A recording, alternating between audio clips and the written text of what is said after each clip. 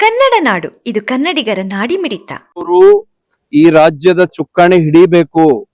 ಯಾಕೆ ಹಿಡಿಬೇಕು ಅನ್ನುವಂಥದ್ದಾದ್ರೆ ಬಡ ಜನತೆ, ಕೂಲಿ ಕಾರ್ಮಿಕರು, ನಮ್ಮ ಅಕ್ಕ ತಂಗಿ ತಾಯಂದಿರು, ರೈತಾಪಿ ವರ್ಗ ಎಲ್ಲರೂ ಸುಖಿಯಾಗಿ ಇರಬೇಕು ಅಂತ ಹೇಳಿದ್ರೆ ಅವರು ರೈತರ ಬಗ್ಗೆ, ಬಡವರ ಬಗ್ಗೆ ಇರುವಂತ ಕಳಕಳಿ, ಅವರಿಗಿರುವಂತ ಏನು ಬಡವರ ಬಗ್ಗೆ ಆಸಕ್ತಿ ಏನದಲ್ಲ ಅಂತ ವ್ಯಕ್ತಿಗಳು ಇವತ್ತು ಈ ರಾಜ್ಯದ ಚುಕ್ಕಾಣಿಯನ್ನ ಮಾನ್ಯ ಕುಮಾರಣ್ಣ ಅಂತವ್ರ ಕೈಗೆ ಸಿಕ್ಕರೆ ನಿಜಕ್ಕೂ ಕೂಡ ನೀರಾವರಿ ಯೋಜನೆ ಆಗತ್ತೆ, ಮನಿಗಳು ಕೊಡ್ತಾರೆ, ಬಡ ಬಗ್ಗರ ಮನಿ ಬಾಗಿಲಿಗೆ ಬಂದು ಗುರ್ತಿಸಿ ಕೆಲಸ ಮಾಡುವಂತದ್ದು ಕೂಡ ಆಗ್ತದೆ.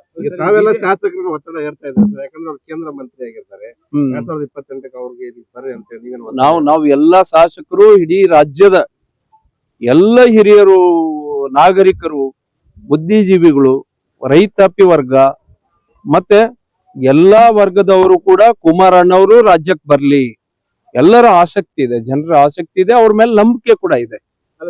ರಾಜ್ಯಕ್ಕೆ ಏನಾದ್ರೂ ಒಳ್ಳೆ ಕಾರ್ಯ ಮಾಡ್ತಾರೆ, ರೈತರ ಬಗ್ಗೆ ಏನಾರ ಕಳಕಳಿ ಇದೆ, ಅವ್ರು ಬರ್ಬೇಕು ರಾಜ್ಯಕ್ಕೆ ಅನ್ನುವಂಥದ್ದು ಎಲ್ಲರದು ತುಂಬಾ ಜನದ ಬೇಡಿಕೆ ಇದೆ.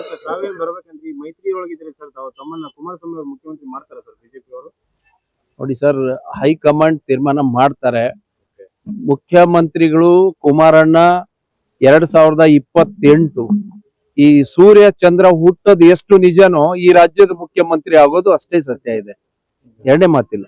ಸ್ಥಳೀಯ ಸಂಸ್ಥೆ ಚುನಾವಣೆಯಲ್ಲಿ ಬಿಜೆಪಿ ಜೆಡಿಎಸ್ ಮಾಡಿಕೊಳ್ಳಲು ಕೂಡಲೇ ಪಕ್ಕದಲ್ಲಿ ಕಾಣುವ ಬೆಲ್ ಐಕಾನ್ ಕ್ಲಿಕ್ ಮಾಡಿ ನೋಟಿಫಿಕೇಶನ್ ಪಡೆಯಿರಿ.